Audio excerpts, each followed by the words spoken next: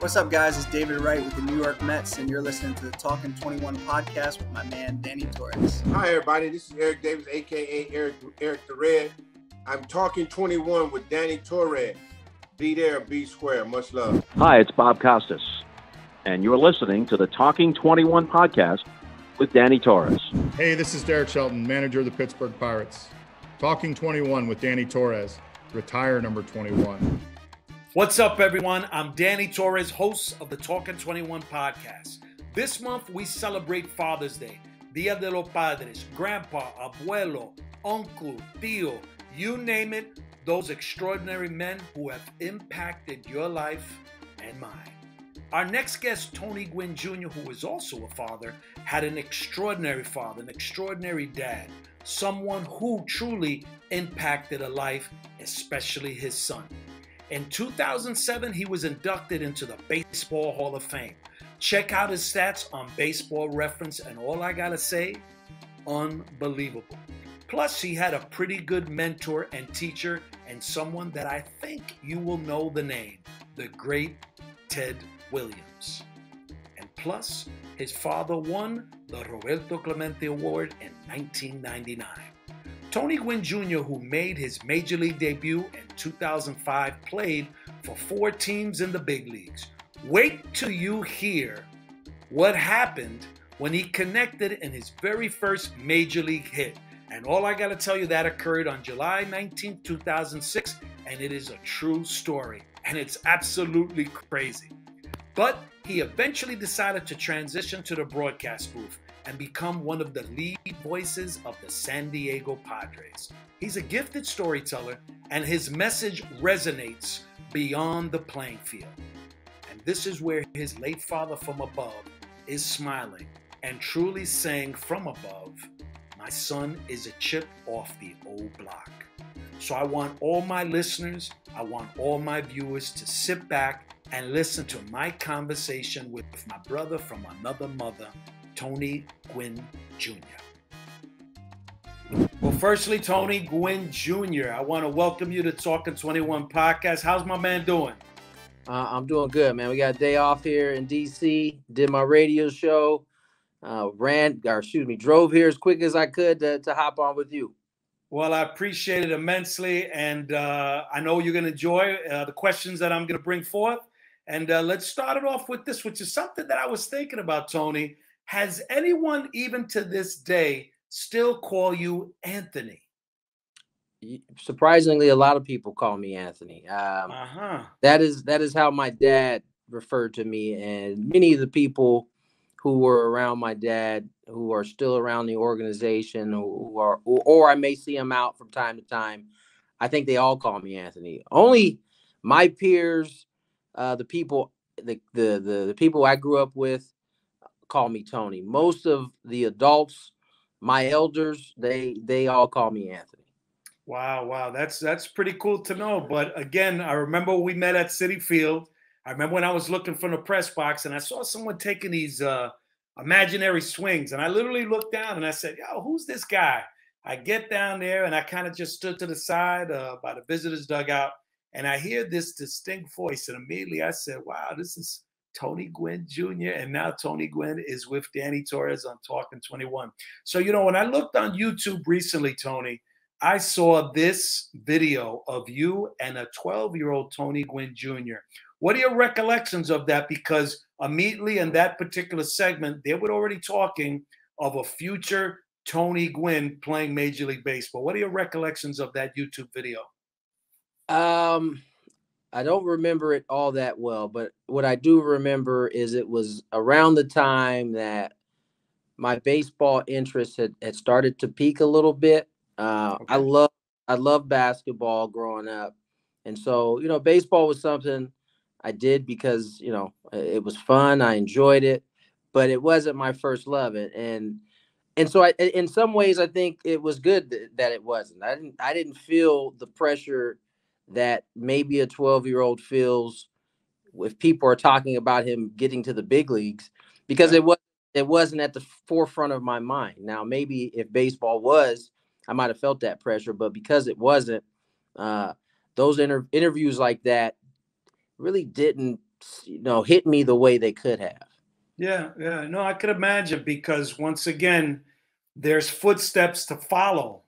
And you at 12 years old, having that opportunity to be on the field, to experience that life, again, from the perspective of a 12-year-old kid, what it's like Right. to be a part of the big leagues. And lo and behold, that becomes a reality. So that dream came true for you. And how cool, and for our listeners and our viewers, that this might not, Tony, ever happen again. What occurred for you in 2006 and what occurred for your dad in 1982. So if you could share for our listeners and viewers exactly what happened for your major league debut. We both got our hits 24-year. Well, I got my first big league hit 24 years from the day that he got his first big league hit. That's crazy. It is crazy. And again, when you're in it, it was something that I knew and people told me about, but you don't understand the significance until you're older or you start to set into your career and you realize there's just a lot of things that have to go your way in order for something like that to line up. He got his against the Phillies, got to first base. Pete Rose was on first base at the time. Is that something? And I think he told him something along the lines of, "Don't try to catch me all in one night, kid." Something along those lines. But 24 years later in San Francisco, I get my first hit, and it was a double, just like his was. So there were a bunch of different things. Not only did we get our first hit on the same day, 24 years apart, they both were doubles.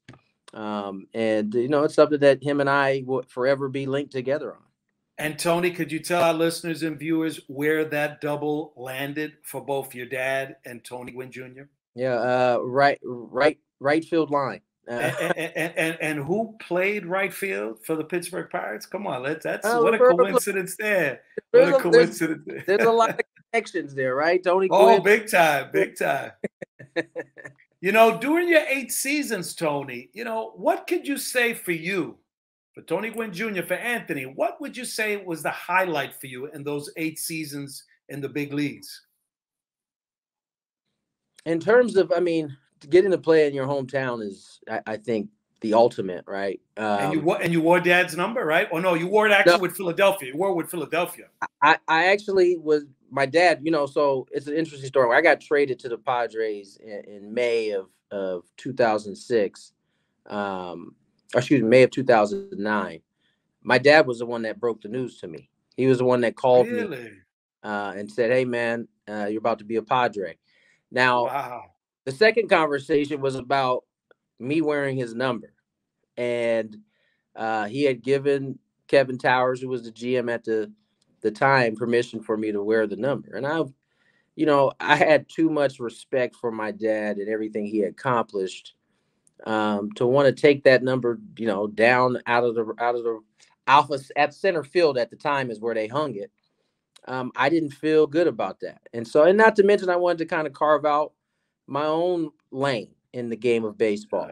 And I like your thought process there, Tony, because immediately I'm just saying to myself that you would have had that opportunity to wear the number, and you were like, Dad, I think I'd rather it, stay there in the on the outfield wall, retired for fans to enjoy, but I want to carve my own little niche. And Tony, I got to respect you for that. That's bravo to you. Yeah, I like hearing that. Yeah, listen, I think when you grow up the son of Tony Gwynn or any kid that's grown up in that kind of walking those footsteps that their dad has, especially at a big league level, there's an element of you that wants to be able to step outside of those steps and, kind of create your own trail, if you will. Yeah.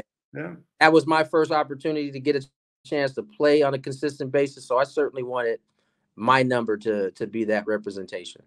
Yeah. I ended up taking 18, which was one number below his. Yeah. No, it's smart. That's and a lot of times what I've noticed where those that want to even consider wearing number 21, if they don't have the opportunity to wear 21, they'll wear 22, they'll wear 20. So, you did, again, as I had mentioned, you wore the number 19 for the Philadelphia Phillies. I'd like to talk about your father, Tony. Yeah. You and I, when we were last together when the Mets were playing at the the Mets and the Padres were playing at Citi Field, we had a good laugh because I just really, truly enjoyed that conversation between Ted Williams and your father. Yeah. And I'm just curious because, once again, your father was almost like a little kid in that interview. He was so awestruck being with Ted Williams. Was there anything that didn't make that recording that Dad told you after the fact, that he said, Anthony, this is something Ted talked about, but it didn't go out for the general public to hear? Did he share anything with you about Ted Williams? He talked a lot about his humor that didn't make the film. It wasn't. I don't know that it was appropriate at all the time in terms of baseball. One of the things he talked about, and I'm not sure if it ended up making it on there or not, was they had a conversation on the ball on the inner half. And largely up into that conversation, I think it was 1992 or 1993, my dad was really content in kind of inside out in the baseball, blocking it off to left field, because he knew he could get hits like that all day long. He had proven that up until that point, 10, 11 years into his career. But the following year after that conversation, because of the words that Ted Williams told him about, hitting the ball on the inner half and hitting it with authority, meaning extra bases or home runs, will eventually get these pitchers back where you really want them anyway, which is away. And the next year, I think he set his career high in home runs at the time. And that's where you started to see him elevate as a hitter. I mean, he was at that time, I think he was a 3-time batting champ, 4-time batting champ at that time. But it was that next 10 years that he would become the hitter that we remember him as now. And Tony, it just seems as Dad got older, he got better. Yeah. And that's even something that the late, great voice of the Padres, a former major leaguer, Jerry Coleman, actually said that your father got better as he got older.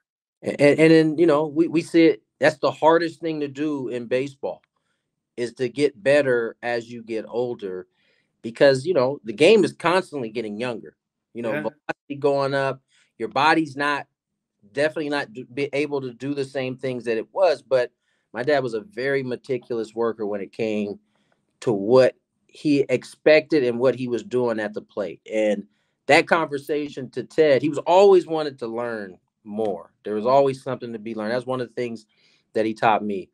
But that conversation, I think, changed him as a hitter. And that's when he started to really gain national notoriety, was as he started chasing 400.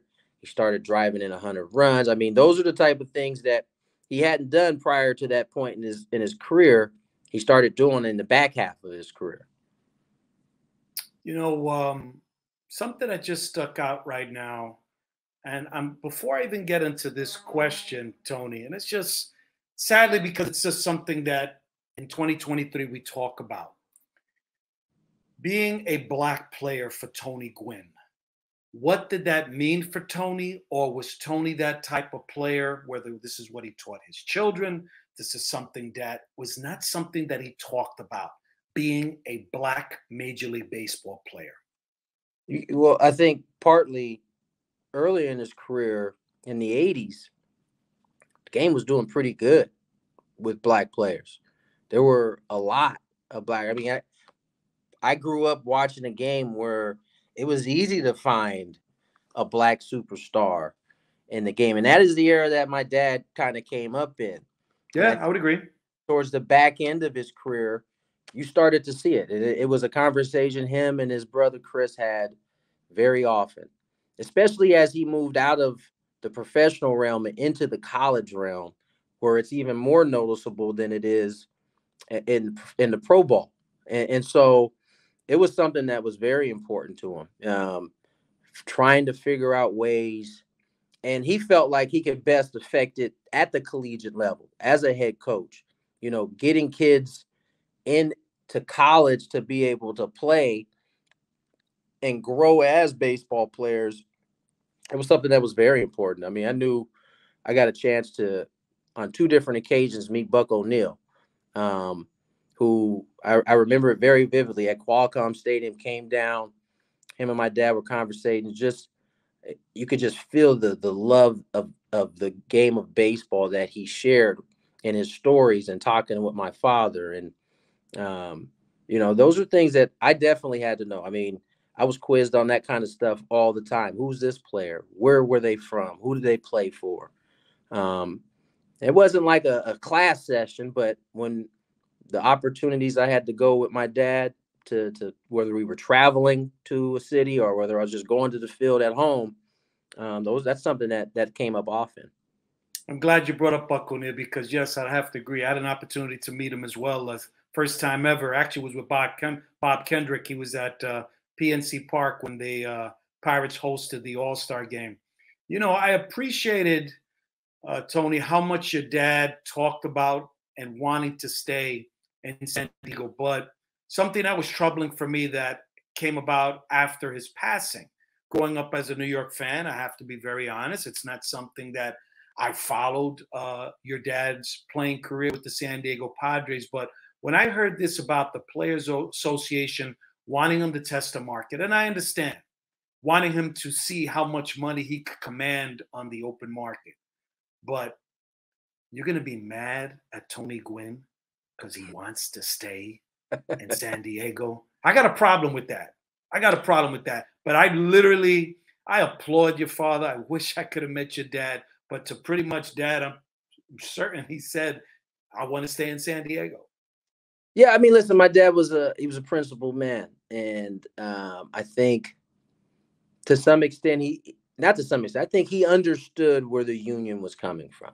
I mean, you are a part of more than just yourself when you become a major league ball player. So he certainly didn't begrudge them for feeling some type of way that he was making the decision that he was making. However, he was going to still make the best decision for him and his family. And that was the number one priority. My dad he was born and raised in Los Angeles, grew up in Long Beach, California, which was only an hour and a half, 2 hours away from San Diego.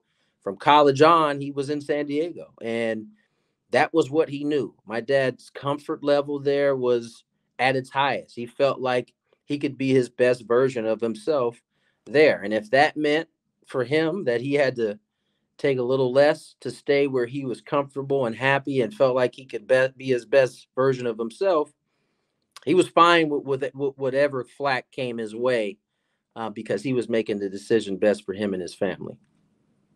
And bravo to that. Sadly, next year, 10 years, your dad passed away. And we all know those accolades that are on his Hall of Fame plaque in Cooperstown, New York. But losing your father at such a young age, and even when you think about it, Clemente's 3 children losing their own father 50 years ago at a very young age. But with regards to your dad, it was cancer. It was the salivary gland itself that the cancer sadly began to grow. And we all know what the cause is. We all know. It is something that is called the dip. And have you, Tony, now that you're in the broadcast booth and getting a chance to be up close for players after your playing career, to be able to educate players who might even consider to want to basically, in essence, put this smokeless tobacco in their mouth, something that's been a tradition for so many years with professional athletes and specifically baseball players? What's interesting, in this generation of players get a lot of flack about a lot of different things, but they're so much more educated and take so much better care of themselves when it comes to those things. When I was playing, and that was, 2015 was my last year, so it wasn't that long ago, about 8 years ago. Dip, chewing tobacco was rampant. You could find it anywhere. You could see it in anybody's pocket. You could see it anywhere. And Tony, 2023, I still see it. You still see it, but not nearly as much as you used to. I mean, it was a way of life, when my dad was playing and even when I was playing. And I just think, although I don't know that you're going to fully eradicate it out of the game of baseball, in my opinion, it is used a lot less than it used to be. And I think that's partly because of the education that's out there. I think when my dad passed, it was a bit of a shock to baseball in some ways. And I would like to think that his death hasn't been in vain in that, from that standpoint, that people are more aware and are making better choices with it. I know I'm down there every day. I don't see it nearly as much as I used to see it when I was playing. Tony, let me ask you, if you were to see a player in 2023, would you say something? Would you go to him? Or, everyone has to make their own decision? Even as my dad was fighting his fight, and was still doing games for a little bit, he always felt like that wasn't his place to be telling somebody, what kind of decisions they should make. Okay. You have an opportunity to learn from other people's decisions that you see out there, but ultimately these are grown men that are going to make their own decision. And I don't know that he was comfortable. I know I'm certainly wouldn't be comfortable. Now, if a player came up that was a user and asked me about it, I would certainly give him my spiel on why he shouldn't be using it. Yeah. Your dad won the Roberto Clemente Award in 1999, and just doing a little research, and I came across the words he actually spoke when it was announced that he won the award. I can't begin to describe to you what a big thrill this is. As a kid, you hear about Roberto Clemente. I sat right behind him in right field at Dodger Stadium and was able to realize this guy doesn't get as much credit as some of the other guys. Did he ever share anything with you so many years later when he literally, we all have seen the expression and on YouTube, the recording when he heard the announcement that he was inducted into the Baseball Hall of Fame? Yeah. But do you remember him sharing with you, with your mom, with your sister, with the extended family, winning the Roberto Clemente Award? Yeah, 100%. That was outside of his Gold Gloves that he had to work extremely hard to get. That was his most prestigious award, in part because of who it represented and what it represents. And, that's a community award. Like, you have to be embedded in your community and really at the forefront of elevating other people.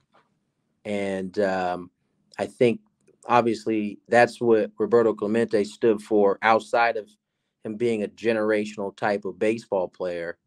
And so you win that award, it's a big deal. It's something that you have to earn over a long period of time. So there's a consistent element that's to it. And he certainly cherished that award more so than he did any of his batting titles. You sound just like with a previous podcast guest, Eric Davis. And it was funny, Eric, I'll share this with you because it's actually quite funny. He has the award, and he had said something to the effect, if my kids look to sell that award, I'm telling you right now, I'm coming back to haunt them. I'm telling you right now. And he just did like the sound, like he was a spirit. He was like, ooh, and we just started cracking up. In the spirit of Roberto Clemente, Tony, I want to applaud you on your efforts with the American Lung Association, especially wanting to reach out to communities of color.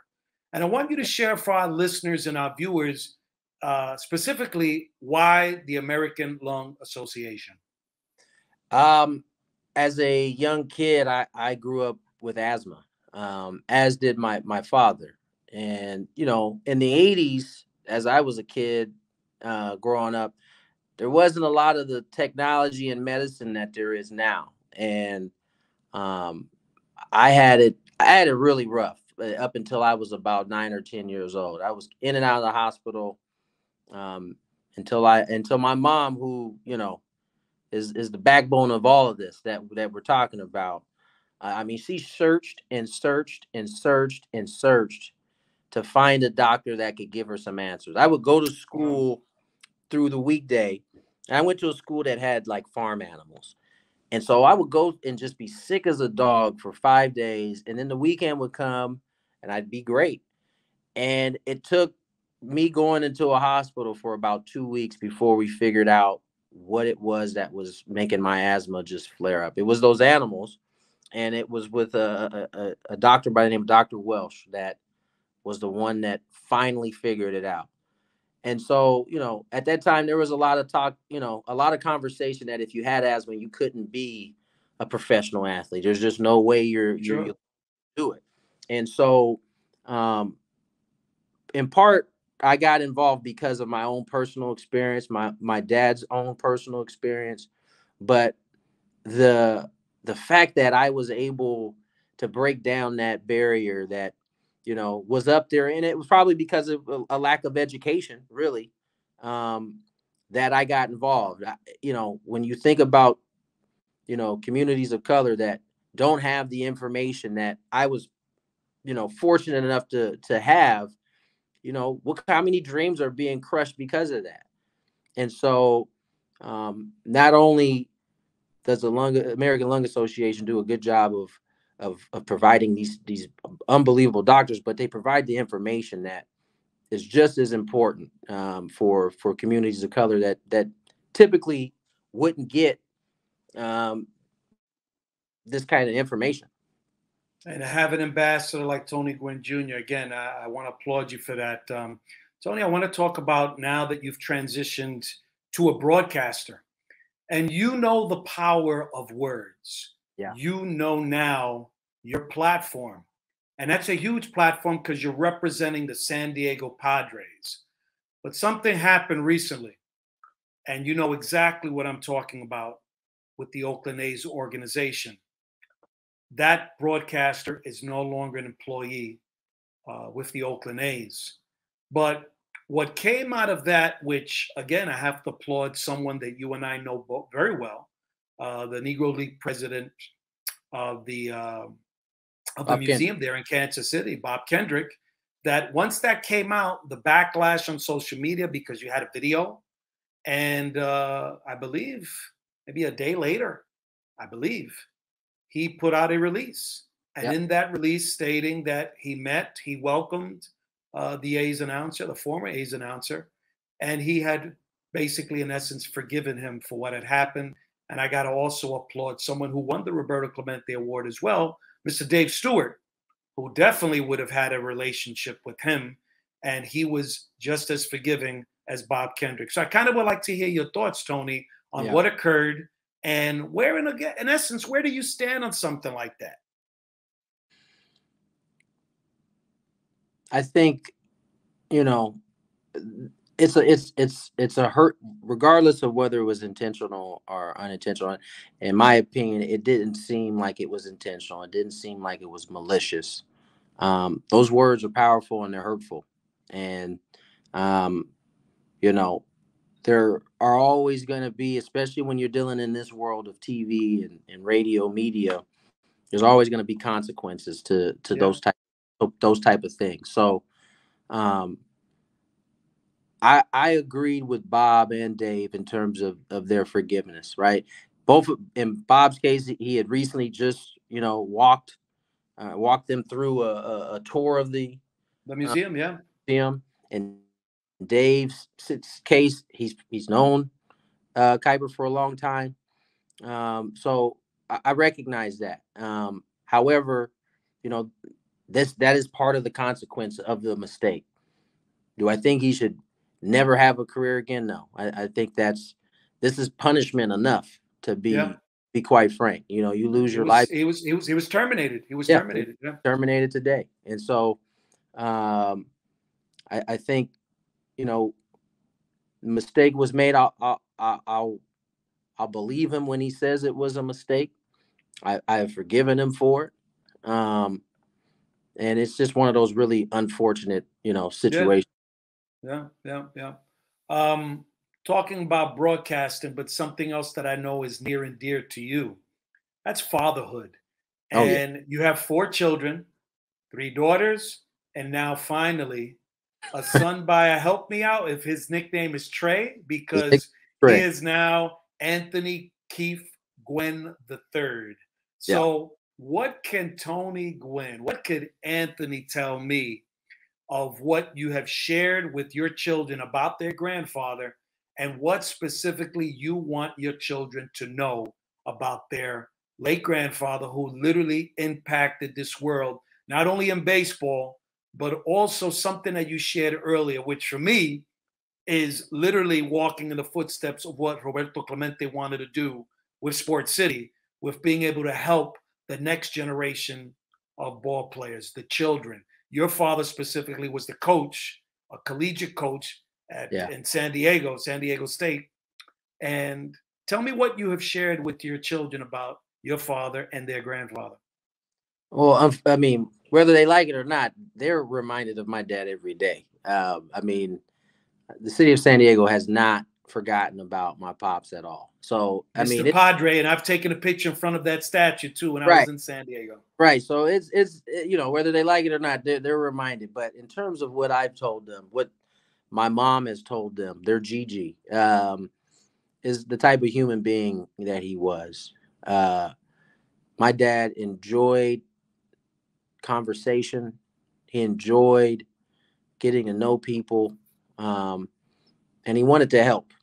Ultimately, that's what he wanted to do. He happened to be a really good baseball player, but he wanted to help people. He wanted to help people reach their max potential. You know, that's how I try to raise my kids. You know, be mindful, be observant. You know, do the thing. Could you do me a favor though? And this is just me for selfish reasons. Could you make sure you guide Trey into the sport that I love, that I know you love, and that's baseball? I want to see another Tony Gwynn on the field. I mean, this is just me, you know. He's my last shot at it, so I'm gonna do my best. Please.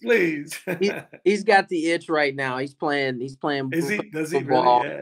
Playing a little ball. So I told him once summer comes around, he's out of school, I'll take him to the stadium with me a little more often, so he could just be around it. Because, you know, in terms of my son, that's the thing that I just want to provide to him. Sure. He doesn't have to necessarily go on the field and shag or like I did, hit in the cage like I did, but just being in the presence of these big leaguers. Inspiring. And he won't know it because I didn't know it, how inspiring it was until I was older. But hey, listen, you shared that earlier with the video when you're 12 years old. You said, Danny, I don't necessarily have much recollection of that, but, you know, so it's going to probably be the same thing with your son.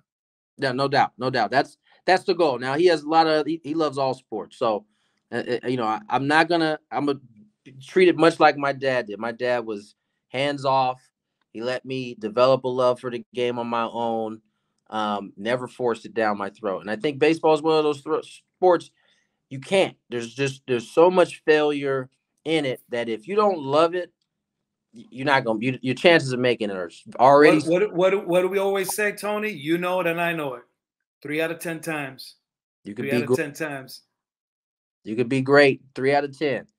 But you got to have the right mindset that is okay. You know, most of the things we do in life, 30% ain't cutting it. Ain't cutting the mustard. Most of the things we do.